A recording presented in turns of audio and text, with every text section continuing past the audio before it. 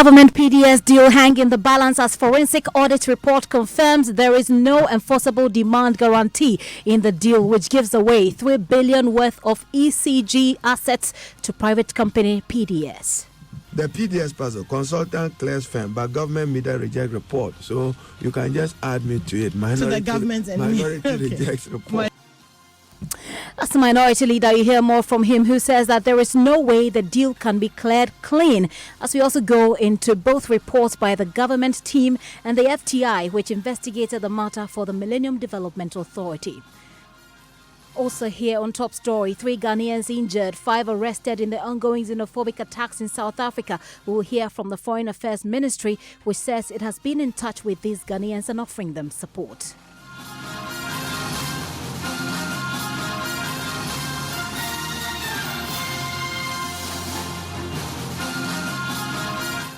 Top Story is brought to you by Bond Savings and Loans, your success, our passion. Gasem, the nation builder. Vodafone, the future is exciting. Ready? My name is Gifty Ando Apia.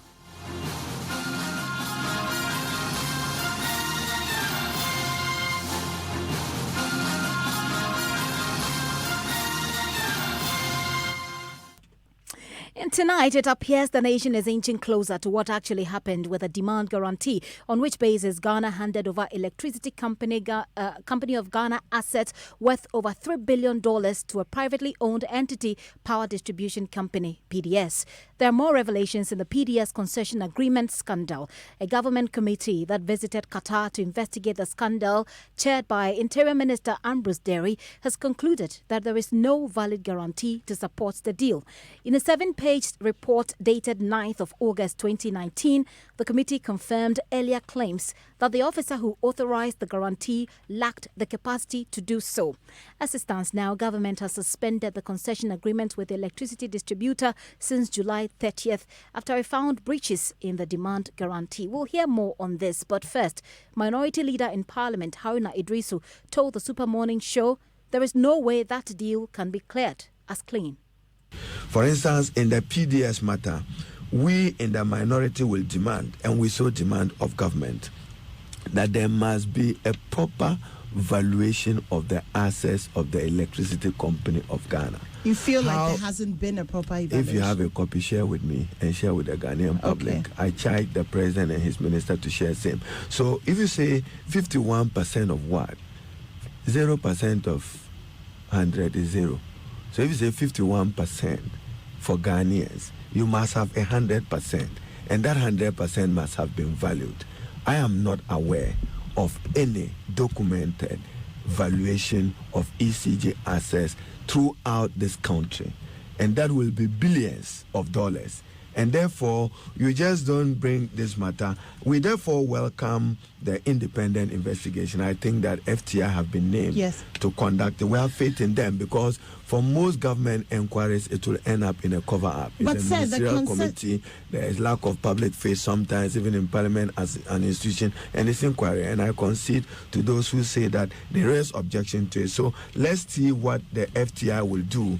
But as a prelude to their work, we are demanding to know what the value of ECG assets are. Okay. Just a little while ago, you said NDC, you signed concessionaire agreement. Will you associate NDC with the benefit of your operation? Because after all, the ultimate signing of MIDA was done by the NDC. Okay, so let's go to the breakdown of the job. And I'm just telling you, so they didn't initiate it anyway. So you're saying that they are reaping the benefits of your hard work. And I'm saying let it come from you as an independent person. If I say so, that will be self-serving.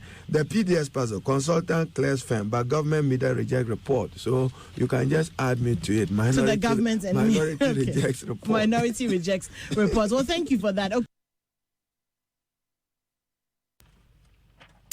So that is the minority leader there, Haruna Idrisu, speaking earlier on the Super Morning Show. Head of investigations here at Joy News, Malik Abbas Dabu, joins me in studio with that report from the government team that went to Qatar to investigate this matter.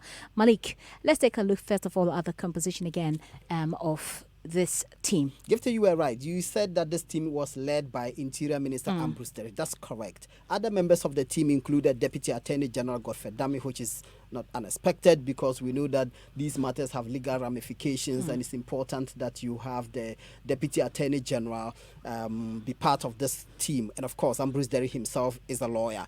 Other members of the team, Frederick Eje, this ACP Frederick Eje, he's the head of Interpol, that's the Criminal Investigation Department of the Ghana Police Service. Superintendent Regina Inchua Tenge, she's head of Financial Forensics Unit at the CID. She was also part. And then Tete Kujoji, Special Advisor, Minister of Finance. So these were the 5 members that were selected by the government to go to Doha, Qatar, to go and do the investigations on the basis of a letter which was sent to the Electricity Company of Ghana by Haq Musa.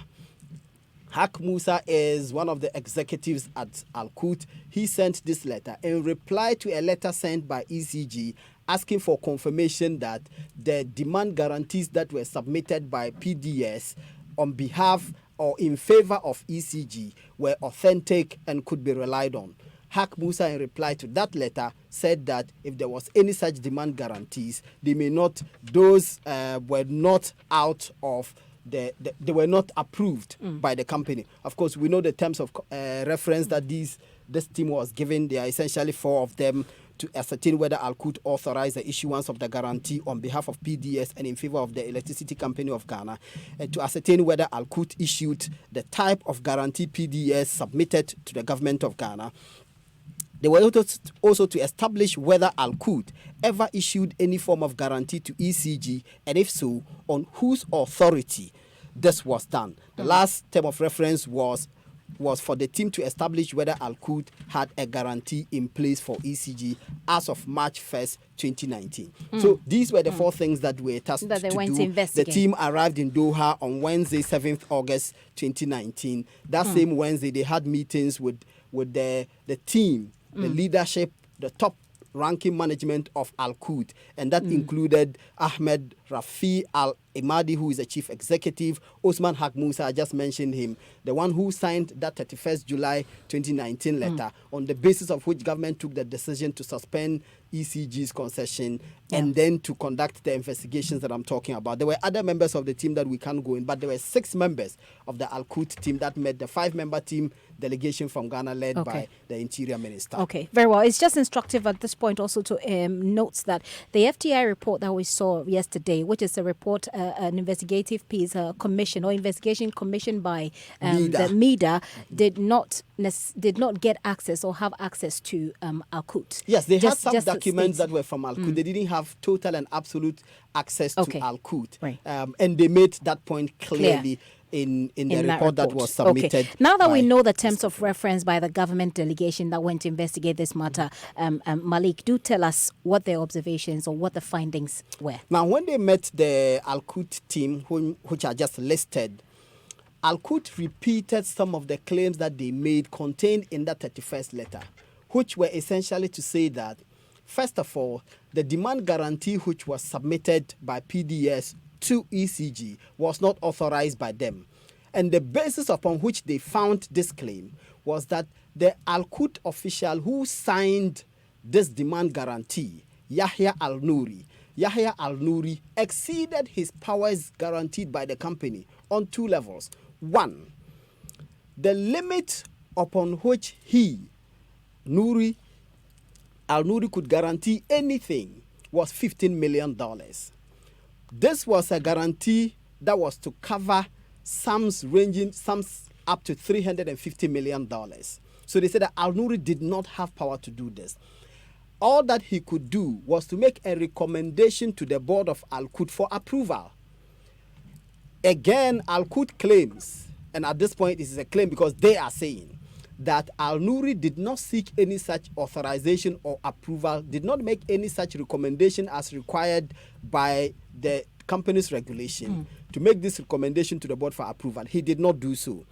They further argued that generally Al-Qut does not issue demand guarantees, and that there was no application before Al-Qut requiring them to issue these demand guarantees in favor of ECG. They provide reasons why Al-Qut does not issue demand guarantees. Absolutely, and I'll come to deal with that. Now, So they said that the company is not authorized to issue demand guarantees. It does not have the mandate to engage in counterparty and trade risk contracts, which involve the issuance of demand guarantee. This is born out of their constitutive documents and financial statement. This is what the government statement says Al-Quds said to them. Okay. The other thing Al-Quds said was that the guarantees had a value of 350 million. I've mentioned Yes. that. But the net worth of the company, Al-Quds, is 170 million. That means that the transaction was 200% above the company's own financial capacity, and therefore they could not have granted these demand guarantees. So these, amongst others, were the reasons that Al-Quds cited for which it argued that it could not have issued these demand guarantees. Of course, the company concedes that they had had dealings with Joe Australia. Joe Australia was the company that contacted them on behalf of PDS to do this demand guarantee. They also concede that their own executive, Yahya Al-Nouri, whose mandate, by the way, it is to deal with reinsurance, had actually in previous times dealt with Joe Australia on behalf of Al-Quds. They do not disagree with that. So essentially, those were the things that they said to the government delegation. Now, they pointed out that when it came to their knowledge that these demand guarantees had been issued by somebody who acted in excess of his powers, they suspended him. First of all, they confronted him. They claimed that he denied it when they confronted him. When he was provided with evidence, he said he had been misled by Joe Australia, based upon which Al-Quds then decided to suspend him and to conduct internal investigations into the matter. Okay. And they told the government delegations that depending on what outcomes that they find from these internal investigations, they will report him to the Qatari police. And I'm talking about Al-Nouri. I'm going to come back to you, Malik, so that we wrap up with the observations that the team has put together in that report. But let me just quickly go to Edward Bauer. He's a member of the Energy Committee in Parliament, and he's worked quite extensively at the ministry as well. Mr. Bauer, thank you for your time this evening here on Top Story. Thanks for having me. So essentially what the report does is to bring our attention, or to bring it to our attention that there wasn't a valid guarantee for this deal after all. Are you satisfied with that report? I think that good evening to your listeners. I think that first and foremost we must be very careful in running to conclusions, because we have before us two different sets of reports. One talking of a valid one, and the other one talking of an insurance that has been procured fraudulently as per the government position. Now, it is important also to clearly state that these discussions we are having, obviously what triggered it? Because I listening to your Malik's own conversation with you, it appears there was a notice given to ECG as to the fact that the insurance guarantee that was given in itself was not properly procured. But you see, you must also put it within a context that if you look at the condition precedent that was given out as one of the conditions to be met by March before the assets of ECG will be transferred to PDS, was actually a bank guarantee, not an insurance guarantee. It was a bank guarantee from a Class A bank. Now, as part of the conditions, government itself needed to have also triggered a tariff adjustment that would secure cash flows on the basis of which an A-rated bank would give a bank guarantee. That was not met. PDS itself then decided to ask the government that, look, on the basis of the facts before us, there was no way we were going to get an A-rated bank to give us a bank guarantee. It was on the basis of that a substitution came, and that was what was now used as condition subsequent, and that was on the basis of turning the thing from a bank guarantee to an insurance guarantee. So it is important that we even investigate that, because that was not exactly what Parliament had approved. Two, you realize that since this issue came up, and we are discussing as to whether this insurance itself was properly procured, there have been other issues that have come up that as a country we should not be boxed, or we should not be pigeonholed into just this whole issue of as to whether the guarantee itself has been was properly procured or not. What are the issues? First question that Ghanaians will need to begin asking themselves is that, look, as per the agreement that we had between Ghana and then PBS, I mean, there was a guarantee of the ownership arrangement of particularly the Ghanaian components of the consortium. Now, the question people will need to ask is that, what is it that necessitated the Minister of Finance's letter that was asking a private legal practitioner to, as it were, establish an SPV to see how they could safeguard the Ghanaian ownership? What necessitated that? It is important that we discuss that. What also necessitated, for example, that the government then thought that there was the need to introduce other shareholders within the particular consortium? These are things that are supported by documents written by the Ministry of Finance. It is something that we need to particularly be interested in, because you will realize that for government to be so interested in giving us in their own volition, coming out to indicate that, look, PBS had procured this particular guarantee fraudulently. The question you ask is, what was the motive behind it? And I feel that we should not be too much in a rush, particularly when you have two conflicting, reports. Yes, I agree with you. For the American side of the report, it tells you that they may not have had a face-to-face encounter with that. But most often than not, such transactions, documents in themselves should be able to speak for themselves without people having to talk. The documents that you have at the various establishments should be able to speak to the veracity of any document that has been produced or not. And so the face-to-face conversation in itself cannot be the basis for which we can discount that.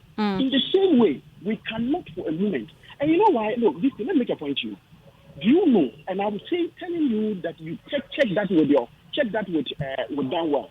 Do you know that when this issue came up, and Danwell decided to go to Qatar to investigate this, the official of Danwell who was going was stopped at the airport and his passport seized. I don't know that. No, that's what I'm saying. I should investigate that. As I'm saying that as individuals, we are also interested in this and we are investigating it. Very well, Mr. Bauer. Let me bring you back to this particular report that we're discussing. I'd like to find out from you whether or not you would trigger. You're in Parliament. Whether or not you would trigger the actions necessary if the report, if the agreement you refer to, which was what Parliament approved, has been breached. Yeah, obviously that is something we are going to do when we come back on the 3rd week of October. Obviously, Parliament, and then I'm talking of the minority, will definitely trigger that. Because apart from even just the whole idea of the fact that certain conditions that were approved were not really adhered to by the government and the executive party. The other issue that was very important to all of us, even the shareholding structure. We had approved a specific shareholding structure. And if you look at the letters that are going around, the shareholding structure has even changed, even among the Ghanaian equity holders. And so it is important that we investigate all this, because we cannot approve something and in implementing what we have approved, you have a different conversation being told in the public. So these are things that definitely we'll be looking at. Well, right now, even though in the FTI report, it doesn't necessarily say, that. It doesn't necessarily say, as we see it clearly spelled out in the government reports, that there was no demand guarantee. It still just says there is no fraud. They did not find any fraud. So there's still, and it still clearly states that they did not have full access to our codes. So there is still room to expect that there won't be contradictions after all. No, the point is this. Look, I am saying that if you have a well-run organization, and you have issued a particular instrument like you are talking about an insurance guarantee to an entity because they are taking possession of yet another person's assets.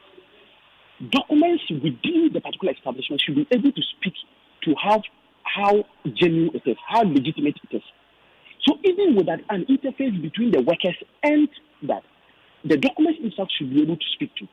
So we should not be quick to say that by virtue of the fact that the American company did not, I'm talking of the auditor, they do not have that one-on-one conversation with them. Then on the basis of that, we think that we can put some question marks on that. I am saying that we have two conflicting positions. on the same issue. And that gives us worry. And that is why we must be interested in investigating it. Particularly when it is not only Ghanaians who are interested in this thing, because the Americans are equally interested. The Americans are interested because they are providing the funding. So, as far as you're concerned, you're not satisfied with the observations made by the government team that went to Qatar to investigate this matter? I am not convinced by it because there are too many unanswered questions. And until we are able to answer all those questions that have been raised, we cannot conclusively state that what the government has said is what we should take as the gospel truth. Very well. And that is why I think that further investigations must be held in this thing. And you've said that when you return in October, you'd want to trigger the actions necessary if indeed parliamentary approval in this matter has been breached. Yeah, that's what. Very well. Mr. Bauer, thank you very much for your time this evening here on Top Story. Mr. Edward Bauer there, he's member of the Energy Committee in Parliament. Malik, you're still here. Let's wrap up with the observations in this government report. Anymore, calling you anymore, right? It's all right. Forgive me. I'm with anymore every morning on the Super Morning Show. Okay. So the observations that were made by government after all of the meetings with Al-Quds, where, let me just go through them. Following the emphatic assertions of the top management of Al-Quds, led by its chief executive and chief officer general insurance, it is eminently clear that there is no valid payment security or demand guarantee issued by Al-Quds in respect of any part of the obligations of PDS under the LAA. And the LAA is lease assignment agreement and the bulk supply agreement, BSA. Al-Quds indicated that the records of the company do not show the receipt of any application for such a facility. Even if an application had been received, the company lacked capacity to authorize such a transaction as its constitutive documents do not permit it to legally engage in same.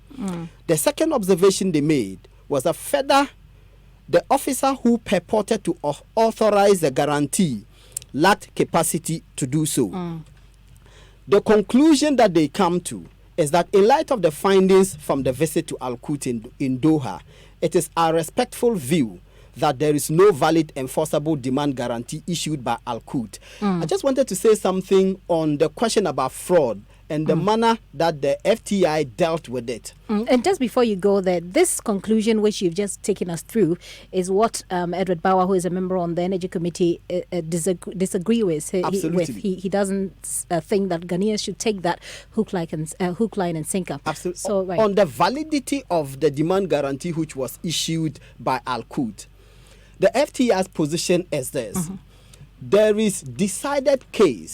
are decided cases that deal with matters such as this, and they make reference to a cassation case number 72/2011, which happened in Belgrade. They said in that case, a person who represented a company, in this instant case, like Al-Nouri, and exceeded his powers as authorized by the company and entered into an agreement with a third party. The company was found to be the agreement was found to be binding on that company. Okay. So, like in this case, the demand guarantees would be binding on Al-Quds because it was an executive of Al-Quds who executed this agreement on behalf of the company. And this is stated. So in this cassation case, this was what the court held. All right. Of course, they say they are unable to tell if this holding will apply here. My last point. Sources at MEDA also argued that, contrary to reports this morning, that they disagree with the FTI report, that there is no such disagreement. Okay. That they have not rejected the FTI agreement, FTI findings, as was contained in some publications this morning. Very well, Malik. All of these will keep following, of course, between now and next week. We'll certainly keep an eye on it. Malik Abbas Dabo is head of investigations here at Joy News, helping us with that investigative report from the government team that went to Qatar to investigate this matter. Yesterday, we looked at the FTI report, and that FTI report investigation was commissioned by MEDA. Well, one other story we'll have to tell you, which we've been following up for you tonight, is the injuries caused to 3 Ghanaians as a result of xenophobic attacks in South Africa. 5 others who are said to have no residence permit have also been arrested, and the consulate is providing them some support. Deputy Foreign Affairs Minister Charles Oredu tells Joy News that more steps are being taken to make Ghanaians there safe. 3 people are currently injured in the xenophobic attack. As we speak now, this morning, when I spoke to the High Commissioner, he had gone to see 2 of them. I think one has been discharged, but 2 are still, receiving some care.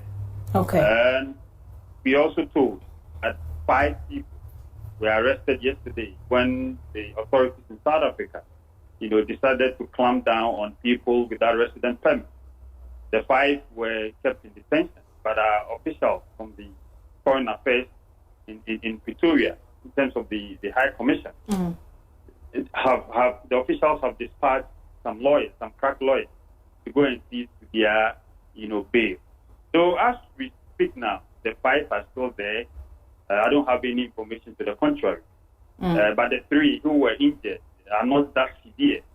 I'm told that 1 is being released from the hospital. 2 are also going through some medical. Okay, we also noted in the press release that you sent out that you had a rescue plan there. You put out some numbers and you asked Ghanaians there to call out to them if they needed any help. Have you made any rescues of such? Of course. And we've had some Ghanaians calling the numbers. What we did was that, South Africa has about 9 provinces. In our case, we call them regions. Out of the 9, we've divided the 9 into 3. So we have the Gauteng province, where we've earmarked 2 centers, Pretoria and Johannesburg. The Eastern Cape also has 2 centers, East London and Cape Town. And the KwaZulu-Natal has a center, Durban. These centers we've created within these cities that I've just listed are areas where we can provide temporary shelter. That is the Deputy Foreign Affairs Minister, Charles Oredu, there speaking to me earlier on the Pulse on the Joy News channel. Top stories brought to you by Bond Savings and Loans. Your success, our passion. GASM, the nation builder. Vodafone, the future is exciting. Ready? My name is Gifty Andoapia. Evans Mensah is standing by with Ghana Connect.